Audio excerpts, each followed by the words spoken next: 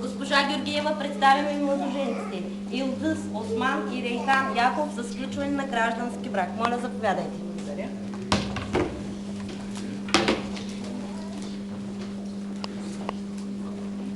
Уважаеми младоженици, вие дойдохте днес да изявите своята воля пред държавата и обществото и създадете едно ново семейство. За да бъде сключен вашият брак, е необходимо тук, пред всички присъстващи, устно да обявите вашето съгласие. Уважаема Илдъс Осман, добре обмислихте желанието си да създадете ново семейство, като встъпите в брак с Рейхан и Яков. Да. Уважаеми Рейхан и Яков, съгласен ли сте да поемете голямото лично и обществено задължение, като създадете ново семейство и встъпите в брак с Илдъс Осман? Да. В изпълнение на вашето желание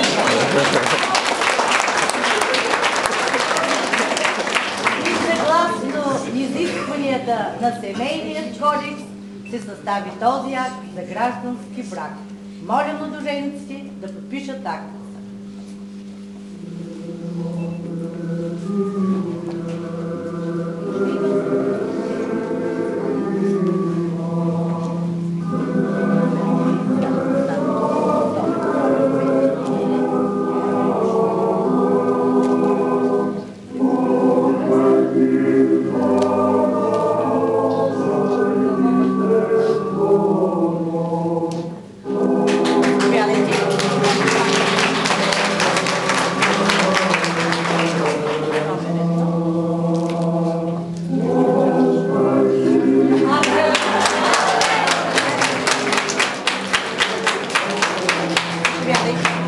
Yandı aslanım.